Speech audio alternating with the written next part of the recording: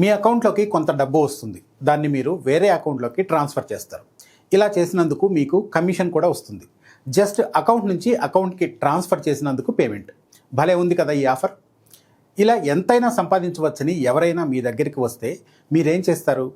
డబ్బెవరికి చేదు అన్నట్లు కమిషన్కి ఆశపడి ఆ పని మీరు చేశారే అనుకోండి, మీకు తెలియకుండానే మీరు పెద్ద స్కామ్లో చిక్కుకుంటారు. అబ్బే అది నా డబ్బు కాదు, ఎవరో ట్రాన్స్ఫర్ చేయమంటేనే చేశాను, నాకేం సంబంధం లేదని చెప్పినా ఉపయోగం ఉండదు. జైలుకి వెళ్ళి కటకటాలు లెక్క పెట్టాల్సిందే. ఎందుకో తెలుసా? Watch the story.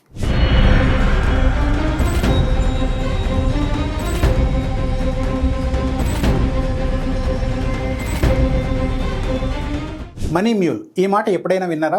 ఈ మధ్య సైబర్ క్రైమ్స్, ఫైనాన్షియల్ క్రైమ్ గురించి మాట్లాడుకునేటప్పుడు ఎక్కువగా వినిపిస్తున్న మాట మనీ మ్యూల్. ఇది ఎంత డేంజర్ అంటే మనకు తెలియకుండానే మన జీవితాన్ని సర్వనాశనం చేసేస్తుంది. ఒక్కసారి ఆ ఊబిలో చిక్కుకున్నామంటే ఎవరైనా సరే మళ్ళీ బయటకు రాలేరు. బ్యాంకులో డబ్బులు దాచుకునేందుకు ఉపయోగపడే మీ పర్సనల్ అకౌంట్ చివరకు మీ క్రైమ్ పార్ట్నర్గా మారుతుంది. అందుకే మనీ మ్యూల్ గురించి మీకు అవగాహన కల్పించేందుకే ఈ స్టోరీ. ఎక్కడా స్కిప్ చేయకుండా మొత్తం చూడండి, మిమ్మల్ని మీరు ప్రొటెక్ట్ చేసుకోండి. ముందుగా మీకు మనీ మ్యూల్ అంటే ఏంటో సింపుల్గా అర్థమయ్యేలా ఎక్స్ప్లెయిన్ చేస్తాం. మనీ మ్యూల్ అంటే మీ బ్యాంక్ అకౌంట్ని వాడుకొని నేరస్తులు దొంగ డబ్బు, మోసపూరిత డబ్బు, సైబర్ క్రైమ్ ద్వారా వచ్చిన డబ్బును ఒక అకౌంట్ నుంచి ఇంకొక అకౌంట్కి తరలించడం. అంటే ఎక్కడో అక్రమ మార్గంలో ఎవరో సంపాదించిన డబ్బులు మీ బ్యాంక్ అకౌంట్ ద్వారా మరెవరికో చేరతాయి. మీతో సంబంధం లేకుండా, మీ అకౌంట్ వాడకుండా నేరుగా ఆ డబ్బు చేరాల్సిన ఖాతాకు ఎందుకు నేరుగా చేరడం లేదంటే అది ఇల్లీగల్ కాబట్టి, మనీ లాండరింగ్ జరిగింది కాబట్టి. ప్రస్తుతం మన దేశంలో ఇలాంటి మనీ మ్యూల్ స్కామ్లు కుప్పలు తెప్పలుగా జరుగుతూ ఉన్నాయి. సైబర్ మోసాలతో సామాన్య ప్రజలను ముంచేస్తున్న కేటుగాళ్లు మనలాంటి వాళ్లను తమ క్రైమ్స్లో భాగస్వామ్యం చేస్తున్నారు. 500కో 1000 రూపాయలకో ఆశపడి మన బ్యాంక్ అకౌంట్లను ఇలాంటి ట్రాన్సాక్షన్స్కు ఉపయోగిస్తే సైబర్ వలకు చిక్కి పీకల్లోతు కష్టాల్లో ఇరుక్కుపోయినట్లే. ఏదో కమిషన్ తీసుకున్నాం, ట్రాన్స్ఫర్ కొట్టాం అని లైట్ తీసుకుంటే దాని తర్వాత జరిగే పరిణామాలకు మీతో పాటు మీ కుటుంబం కూడా మూల్యం చెల్లించుకోవాల్సి వస్తుంది. కమిషన్ల వెనుక పెద్ద స్కామ్ ఉందన్న విషయం మీకు తెలిసేలోగా జరగాల్సిన నష్టం జరిగిపోతుంది.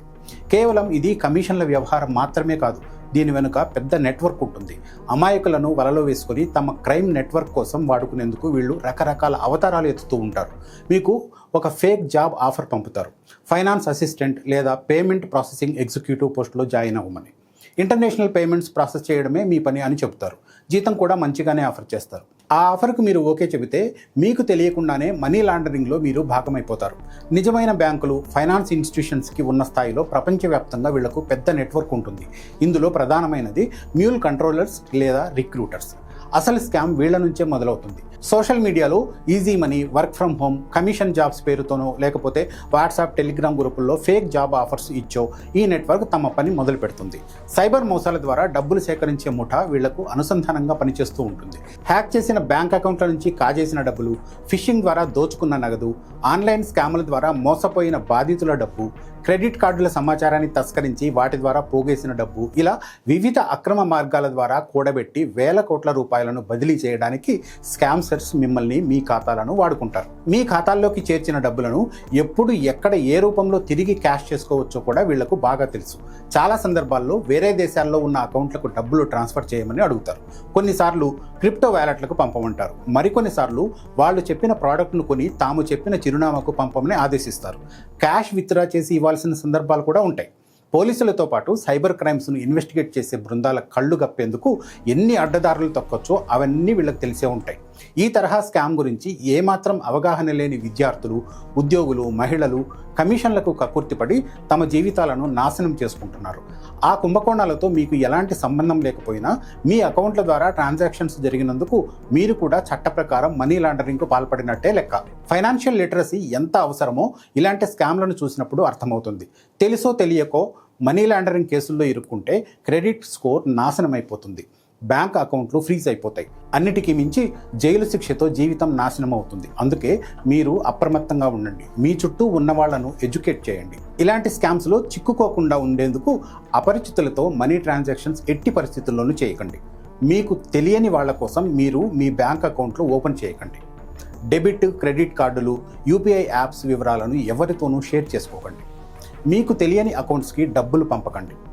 ఈజీ మనీ ఆఫర్లు చూసి బొక్కబోర్లా పడకండి. ఫేక్ జాబ్ ఆఫర్స్కు దూరంగా ఉండండి. మీకు తెలియకుండానే మీ అకౌంట్లో ఎలాంటి సస్పిషియస్ యాక్టివిటీ కనపడినా వెంటనే బ్యాంకుకి సమాచారం ఇవ్వండి.